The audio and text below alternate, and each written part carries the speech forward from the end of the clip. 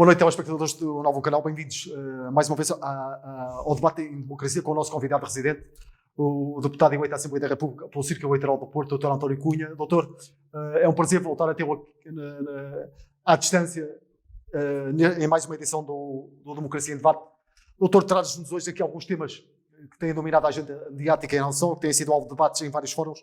Poderíamos começar por um tema que tem a ver com as eleições autárquicas. Ainda ontem alguns mídias avançavam e alguns atores políticos avançavam a possibilidade e têm defendido até publicamente essa possibilidade de haver um adiamento das eleições autárquicas. Perguntava-lhe, doutor, qual é a sua posição relativamente a este tema? Olá, boa noite, Miguel. Aproveito para cumprimentar os nossos telespectadores. Sim, de facto, a semana passada surgiu este tema, a possibilidade ou não de haver um adiamento das eleições. Ora bem, assim, eu creio que é a altura para planearmos atempadamente sobre este assunto. Acho que planear é importante e é preciso que as pessoas saibam antecipadamente o que é que vai acontecer. Eu dou o exemplo daquele debate e discussão que houve antes das eleições presidenciais, adia, não adia, faz, não faz. Portanto, acho que é sempre saudável e salutar que isto venha para o terreno da discussão, porque eu concordo com o Dr. Rio, quando ele diz que numas eleições autárquicas, quer dizer, vamos fazer umas eleições autárquicas que são aquelas eleições que, por definição, são aquelas que estão mais próximas do povo, dos eleitores. Não vamos fazer uma campanha sem se poder contactar com as pessoas. É óbvio que eu percebo a reação do PS. Portanto, o PS tem a maioria nos órgãos locais, quer nos municípios, quer, se não estou em erro, nas próprias juntas de freguesia. Portanto, é natural que não queira tocar neste assunto, nem queira vir a terreiro fazer este tipo de discussão, porque, pronto, porque não haver discussão, não haver campanha, aliás, isto vai beneficiar quem? Vai beneficiar quem está no poder. Portanto, o PS veio logo dizer que não fazia sentido haver discussão, e depois até num golpe baixo, mas isso nós já estamos habituados da parte do PS. Ainda manda um recado para dentro do PS a dizer que o Rui Rio está preocupado com as guerras internas. Não, ninguém está preocupado com guerras internas. Nós estamos preocupados efetivamente em passar a nossa mensagem junto das populações. Portanto, o objetivo é esse. E, perante isto, obviamente que o PSD entregou no Parlamento o projeto de lei que prefere um regime excepcional e temporário para realizar as autárquicas entre 22 de novembro e 14 de dezembro, considerando, isto é importante, que de outra forma podem estar em causa direitos constitucionais. E, doutor, na sua ótica, acha que o PS e o Governo não querem discutir este dossiê? Claro que não, é evidente que não. Portanto, como eu já disse, isto não fazer campanha, não contactar as pessoas, não levantar problemas, isto beneficia quem está no poder. Se nós olharmos para o panorama e para o mapa autárquico do nosso país, portanto, o PS está em grande maioria, está em maioria, obviamente. Portanto, é natural que não queira entrar por aqui, é óbvio. Portanto, agora, bem sabemos, e repito, estamos perante um contexto incerto, é verdade. A evolução da pandemia muda diariamente, semanalmente, mas de qualquer forma eu creio que é positivo que haja discussão, para que as pessoas saibam atempadamente com o que é que podem contar. Definir as suas estratégias de abordagem aos eleitores, porque a realizarem-se estas eleições, como eu disse há bocadinho, que exige uma proximidade muito grande com os eleitores. A realizarem-se estas eleições num contexto pandémico ainda bastante agravado, não sei como é que se poderá fazer campanha de proximidade consciente, responsável para que, efetivamente, as pessoas possam avaliar, com o seu voto, quem é que querem no poder local. Doutor, envolvendo, obviamente, os vários parceiros, os vários atores políticos nesta questão, a proposta do PSD vai no sentido de adiar o escrutínio, estamos a falar das eleições autárquicas, para novembro, é assim, doutor? Diga, não percebi, Miguel, peço desculpa. Estava-lhe a perguntar, doutor, a proposta do PSD vai no sentido de adiar o escrutínio, neste caso das eleições autárquicas, para novembro? Sim, portanto, vai o diploma, a nossa proposta é que portanto, haveria uma alteração excepcional em 2021, isso acho que está previsto na lei orgânica, que regula a eleição dos titulares dos órgãos das autarquias locais, e propõe uma marcação destas eleições entre os dias 22 de novembro e 14 de dezembro. Eu creio que elas, neste momento, estarão agendadas para 26 de setembro. Setembro. 26 de setembro. E o doutor considera que os demais partidos, o doutor conhece bem a Assembleia, até porque é advogado, conhece a sensibilidade é deputado, peço desculpa, conhece bem a sensibilidade dos deputados da Assembleia. Perguntava-lhe se de alguma forma considera que os demais atores que têm assento na Assembleia, os demais elementos que têm assento nos vários partidos na Assembleia, vão ser sensíveis à proposta do PSD? Vamos ver, sabemos que não é uma proposta consensual. A esquerda tem maioria no Parlamento, há ali relações de proximidade, contextualizada. É evidente que há aí uma preocupação, nomeadamente naquele partido que está, digamos, a sair de bengala ao governo, que é o PCP, que a alterar isto para estas datas de 22 de novembro para 14 de dezembro, isto cai já ou em cima ou após já a aprovação do orçamento e portanto, do orçamento de Estado para 2022, e é óbvio que o PCP não quer, suponho eu, isto agora sou eu a conjecturar, não quer esse adiamento porque se calhar não lhe interessa-lhe ir a jogo antes para poder, eventualmente, tirar algum benefício político na discussão do orçamento, creio eu. Doutor, traz-nos aqui um outro tema, seguramente também pertinente, que tem a ver com o Conselho de Finanças Públicas, que não conseguiu calcular o déficit orçamental por falta de informação do Governo. Sim, isto foi notícia também, os peritos nas contas públicas, quer dizer, o Conselho das Finanças Públicas, que tem a responsabilidade de trazer a público e de fazer os seus cálculos para serem tornados públicos relativamente àquilo que é a matéria orçamental, nomeadamente no apuramento do déficit orçamental. O que é facto é que os peritos em contas públicas não dispuseram dos dados necessários para apurar o déficit orçamental que resultou das negociações para o orçamento de 2021. Ora bem, na proposta do orçamento para 2021, o Governo previa um déficit da ordem dos 4,3% do PIB, mas o que é facto é que na discussão da especialidade do orçamento do Estado houve uma série de alterações que aliás, que até o próprio Conselho de Finanças Públicas diz. E, portanto, há aqui mas há aqui algo também que é dito, e isto é que é preocupante. O Conselho de Finanças Públicas vem reiterar as críticas que já tinha feito em 2020 sobre a falta de transparência orçamental.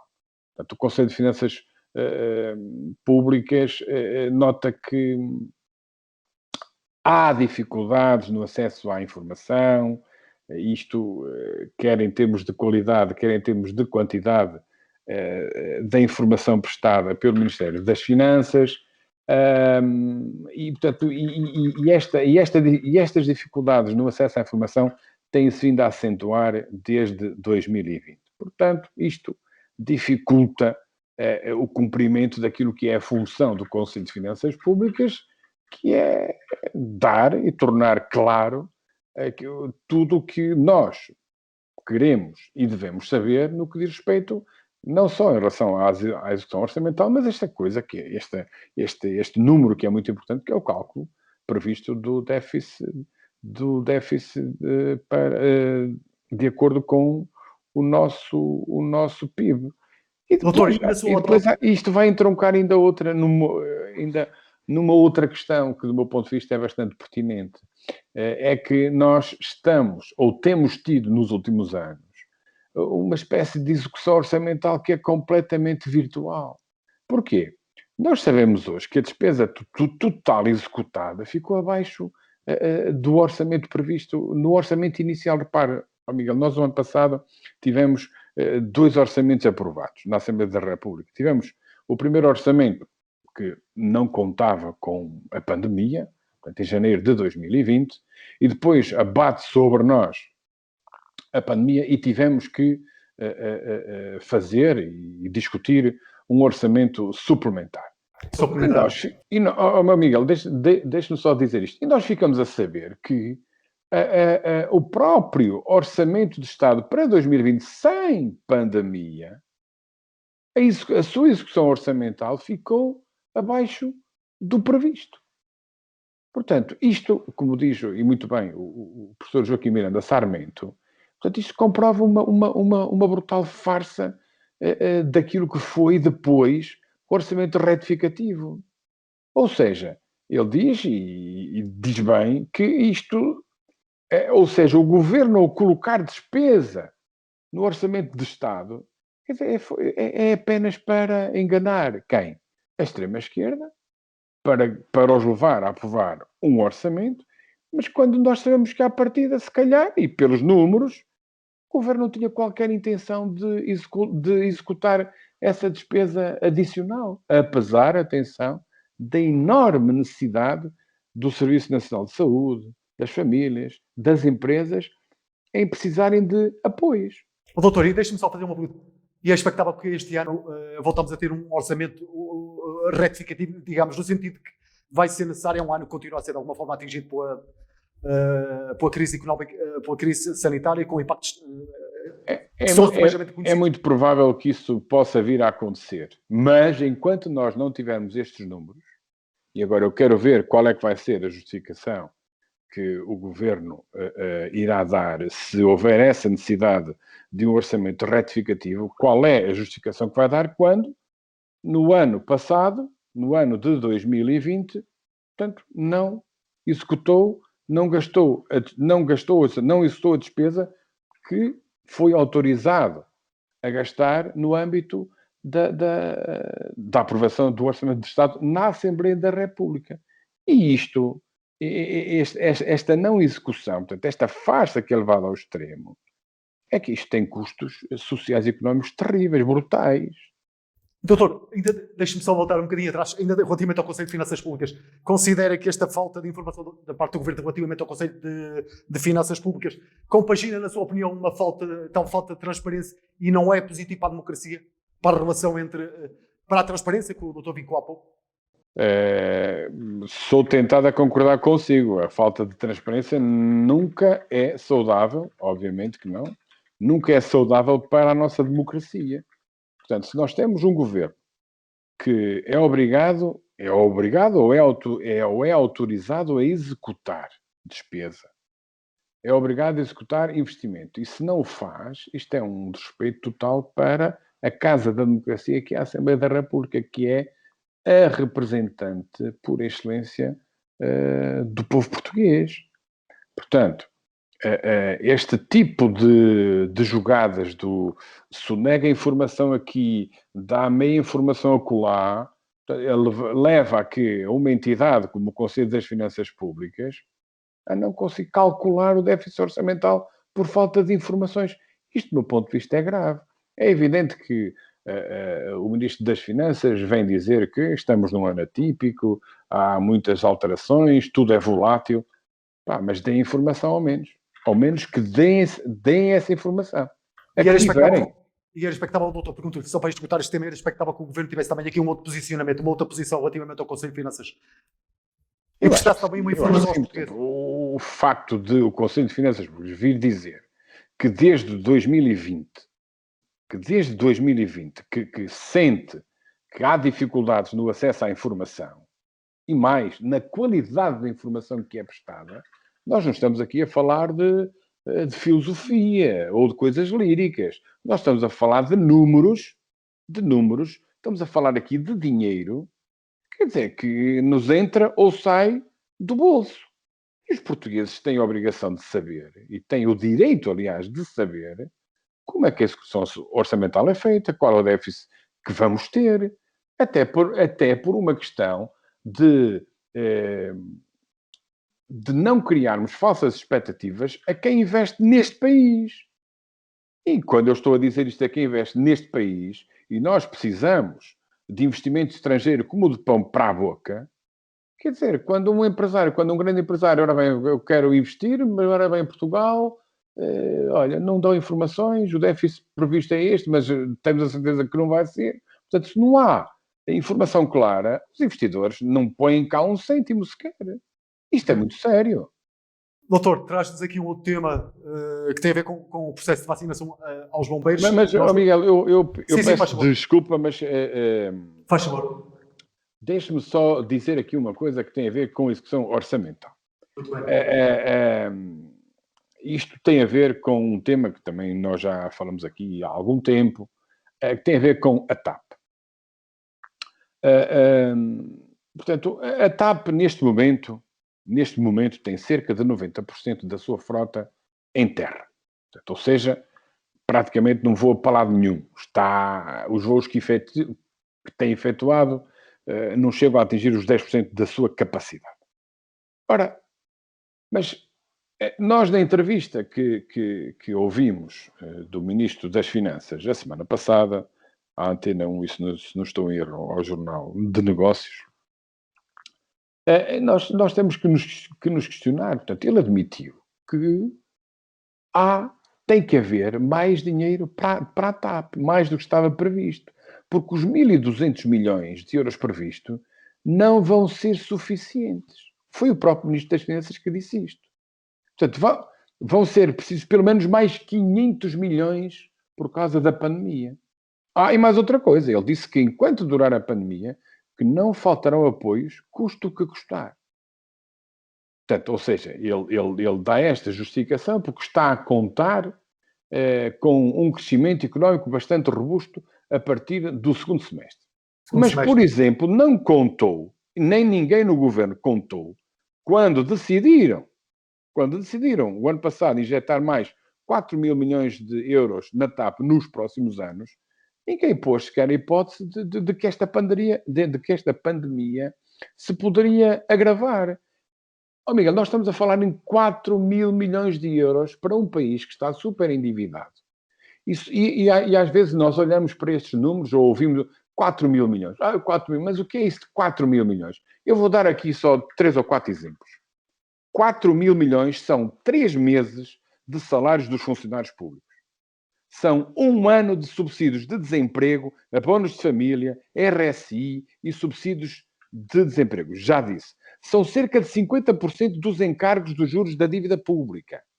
Mais, são 9 hospitais como o de Santa Maria ou como o de São João no Porto. E mais, são 5 anos de funcionamento das principais universidades portuguesas, quais? A Técnica de Lisboa, a Universidade de Coimbra, a Universidade de Porto, a Universidade Clássica de Lisboa e a Universidade Nova de Lisboa. Portanto, isto é uma despesa colossal. E mais, o que é que nós vemos aqui no nosso país? Há pessoas no nosso país com fome. Porquê? Porque há lista de espera no Programa Público de Combate à Fome. Quer dizer, ainda ninguém no governo nos disse, nem a esquerda exigiu isso, que é a esquerda que suporta o governo, que exigiu a António Costa que renacionalizasse a TAP em 2016, ainda ninguém nos disse qual é o custo de oportunidade deste investimento. Ou seja, o que é que nós, ao investirmos 4 mil milhões na TAP nos próximos anos, o que é que este país deixa de investir? Doutor, já agora que trouxe, deixa-me só fazer esta pergunta, já que trouxe este assunto, perguntava-lhe se estamos a falar, obviamente, de uma injeção de capital bastante significativa, mas perguntava-lhe relativamente ao modelo. Parece-lhe que o modelo que foi encontrado é um modelo que protege, digamos, a companhia e os portugueses e a economia portuguesa? Miguel, era isso que eu ia chegar. Repara uma coisa, ninguém sabe disso. Quando o governo quer justificar este investimento, dá-nos uma série de variáveis, dá-nos, diz-nos uma série de variáveis, mas não as explica. Ou seja, nunca explicou qual é o custo social que esse desvio de recursos para a TAP tem para o país.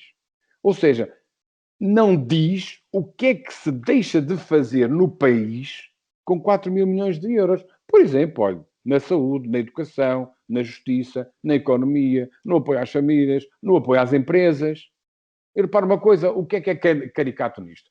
A esquerda fala muito no Serviço Nacional de Saúde, mas quando chega a hora da verdade e de votar, ficam-se nas covas. Não é? E mais, ainda há aqui um outro assunto que isto vai ficar para um outro programa nosso. O João Leão disse que ainda vai meter mais 480 milhões de euros no novo banco sem auditoria. Portanto, quem chega aqui de Marte, não é? E vê o nosso país, ora bem, são 4 mais 4 mil milhões para ali, mais 480 milhões para acolá, e diz, epá, estes tipos, afinal, têm aqui uma capacidade financeira brutal. Esquecem-se é que temos uma dívida que qualquer dia se vai tornar impagável a continuarmos assim. Doutor, deixe-me vamos saltar já para um outro tópico, um outro tema que o doutor nos traz também, que tem a ver com o processo de vacinação aos bombeiros das várias corporações. O processo iniciou já no final da semana passada e vai decorrer nos próximos dias. Doutor, gostava de ouvir também relativamente a esta questão. Considera que foi o timing certo? Nós já falámos aqui noutros programas que os bombeiros estão na linha da frente, deveriam inclusive constar como fazendo parte dos grupos prioritários. Considera que este foi o timing possível, o timing adequado? Assim, pronto. Relativamente à vacinação, eu ia começar precisamente por isso. Portanto, quer os bombeiros, são cerca de 15 mil, quer as forças de segurança também começaram a ser vacinadas. E eu acho que, apesar de não terem sido designados para vacinação logo numa primeira fase, mais vale tarde do que nunca. Portanto, acho que, aliás, eu disse aqui a semana passada que os bombeiros, pelo menos os bombeiros, deviam ser considerados prioritários, até pelo serviço que fazem no transporte dos nossos doentes.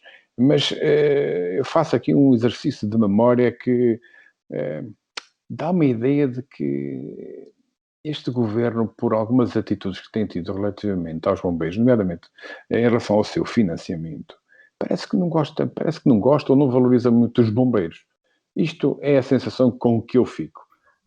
O ano passado, quando foi na disparatização também do orçamento para 2021 e ainda para o orçamento suplementar, se bem me lembro, foi o PSD que disse que tinha de haver dinheiro para os bombeiros. O governo, a contragosto, lá se deu, mas a contragosto. Quer dizer, esqueceram-se de que o financiamento estava a ser exatamente o mesmo, como se não tivesse em tempo de pandemia. É que cada vez que uma ambulância ou um carro dos bombeiros ia levar algum infectado a algum hospital, não é? Só em equipamento de proteção individual, os bombeiros tinham logo ali uma despesa à cabeça de 50 euros. Portanto, é preciso nós, todos, e principalmente quem nos está a governar, respeitar estas pessoas. A grande maioria delas são voluntários, que põem em risco a sua saúde, e ao pôr em risco a sua saúde também estão a pôr em risco as suas vidas. É preciso olhar com carinho para os bombeiros e também, obviamente, para as forças de segurança. E eles foram esquecidos numa primeira fase, no plano de vacinação. Infelizmente, mas, como disse há um bocadinho, mais vale tarde que nunca. Relativamente à vacinação, Miguel, se me permite, só queria dar aqui uma pequena nota que tem a ver com como é que nós nos comparamos com o resto do mundo. A semana passada falei aqui do famoso gráfico que o PS pôs a rodar aí numa espécie de campanha eleitoralista. Ora bem, Portugal ocupa atualmente a 34ª posição e tem cerca de 5 doses inoculadas por cada 100 habitantes. Portanto, entre os 85 países que já iniciaram o processo de vacinação. À cabeça está claramente Israel, portanto, com 72,6 doses por cada 100 habitantes. E nós aparecemos em 34º. E, portanto, É evidente que aqui não podemos responsabilizar na totalidade o governo, porque nós, infelizmente, não produzimos vacinas. Temos que estar à espera delas, temos que esperar que cheguem ao nosso país para poderem ser inoculadas e que cumpram a sua função. Agora, isto vai nos levar aqui a um outro tema, que do meu ponto de vista também é importante, isto aqui uma pequena nota, que foi aquilo que se passou a semana passada na reunião do Infarmed. Ou seja, nós não conseguimos combater esta pandemia, até pelas razões que eu disse há bocadinho relativamente à vacinação, relativamente às vacinas que chegam a conta-gotas. Nós não conseguimos vencer esta pandemia, nem conseguiremos achatar a curva, isto são os especialistas que o dizem, se não começarmos a testar, mas a testar a sério. Portanto, a testagem é fundamental no combate à pandemia para quebrar cadeias de transmissão. Porque, como eu disse há bocadinho, a vacinação por si só, e quer o confinamento por si só, não conseguem resolver este problema no curto prazo. Acho que é preciso haver aqui a sinergia entre vacinação, testagem e confinamento. E é evidente que neste triângulo nós queremos é que um dos vértices desse triângulo, que é o confinamento, acabe o mais rápido possível. Mas o acabar o mais rápido possível não quer dizer que façamos as coisas agora à toa e nos precipitemos, porque se já o ano passado se dizia que o país não ia aguentar um segundo confinamento, é evidente que este, ao menos, tem que se levar ao limite, ao extremo, para que efetivamente a curva fique achatada e que nós consigamos sair desta tragédia que se abateu sobre nós com esta terceira vaga. Quando eu falo de tragédia, estou-me a referir, obviamente, aqui às vidas humanas que se estão a perder por causa da Covid. E há uma outra questão que as pessoas muitas vezes esquecem-se, é que as pessoas não estão a morrer só de Covid-19. Eu continuo a dizer, há milhões de consultas por realizar, há milhões de cirurgias por realizar, há milhões de exames específicos por realizar. E, portanto, estamos a priorizar a Covid-19, mas não podemos de todo, deixar para trás as outras doenças e as outras morbilidades.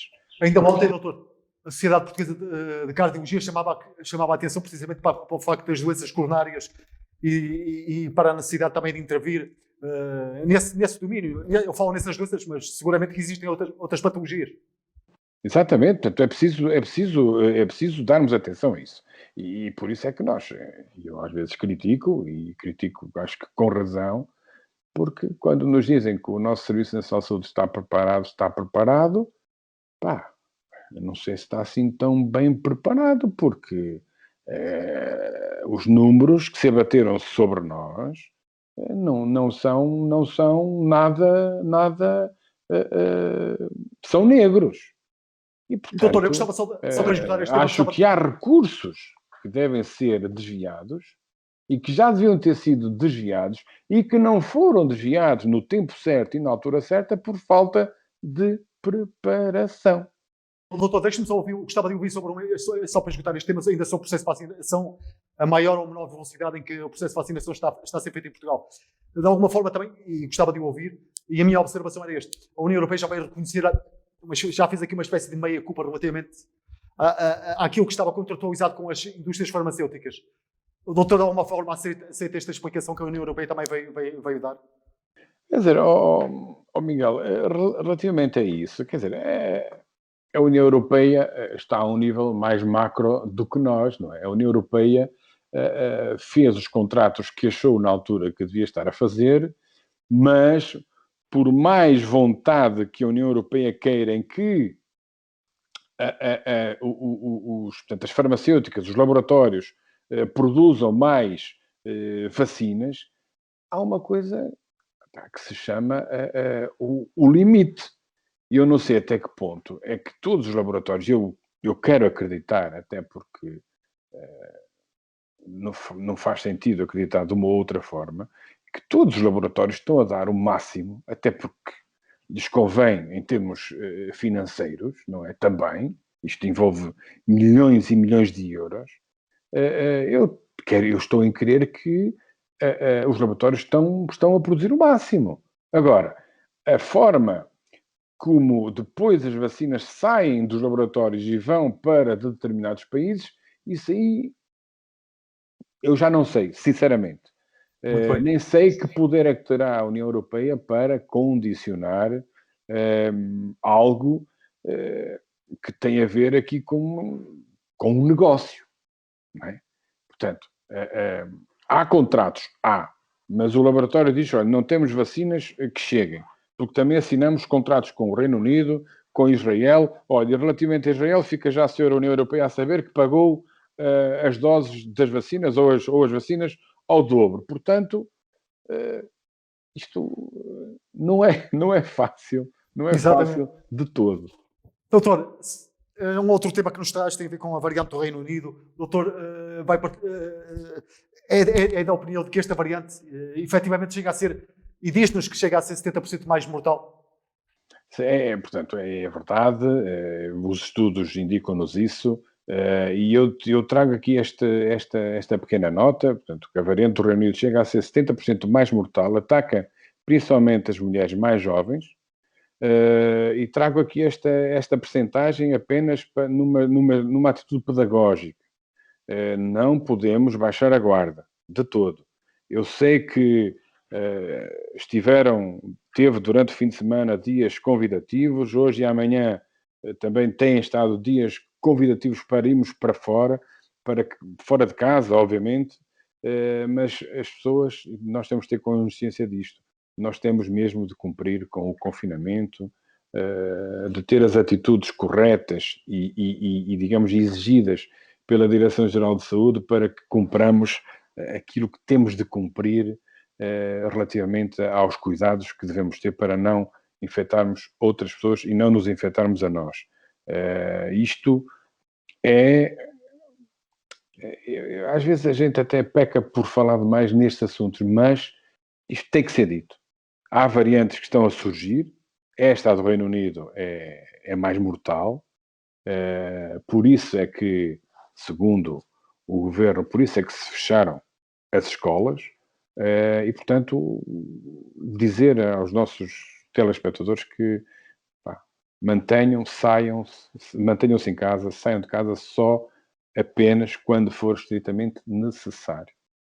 Doutor, agradeço o nosso tempo terminou. Miguel, Diga, eu peço doutor. desculpa, mas eu tinha aqui só 3 notas finais Faz favor. muito rápidas, se me permitir. Faz favor. Como sabe, a semana passada foi aprovado o novo estado de emergência. No decreto presidencial, o Presidente da República referiu para a importância de se cumprirem os limites do ruído nos edifícios, porque as pessoas estão em teletrabalho e os nossos alunos estão a estudar.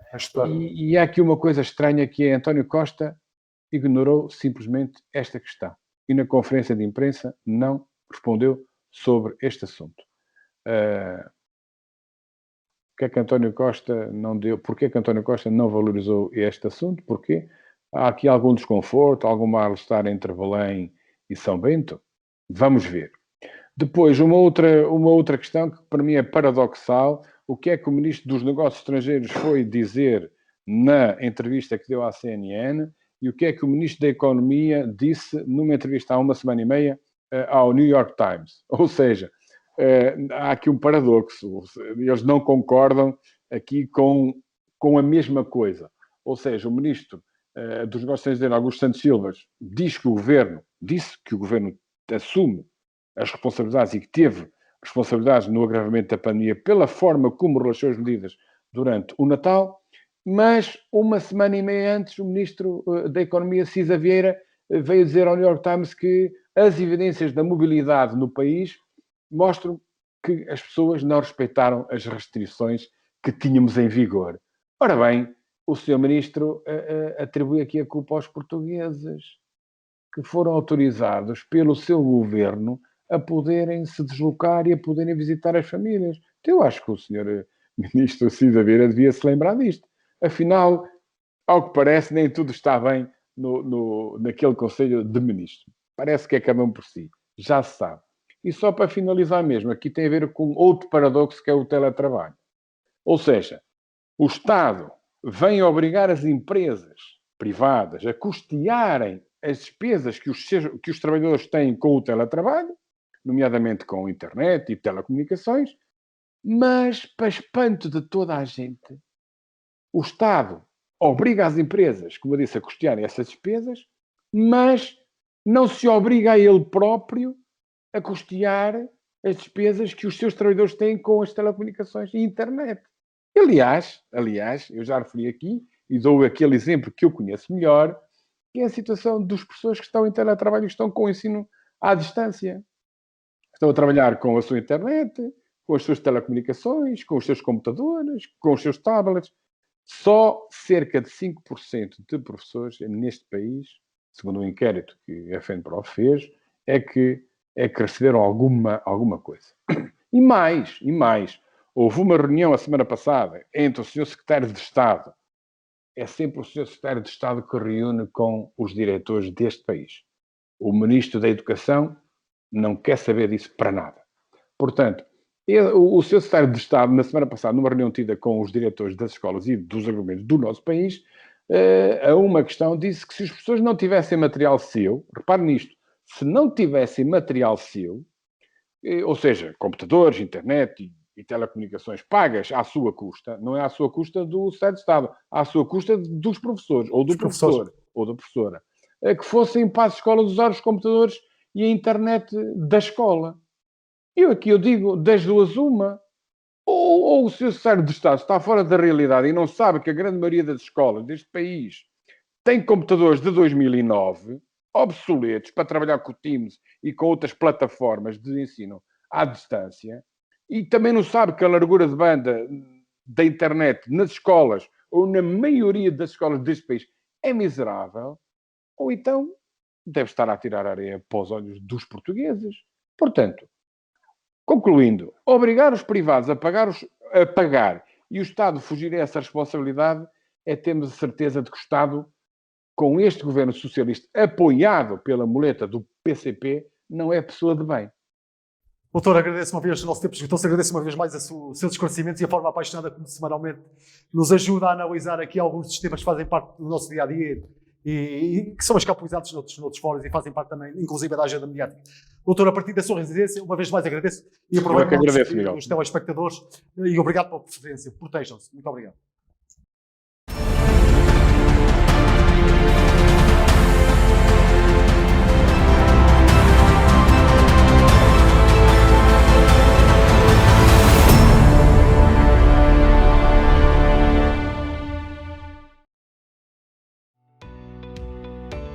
Novum Canal. Sempre Novum, sempre seu.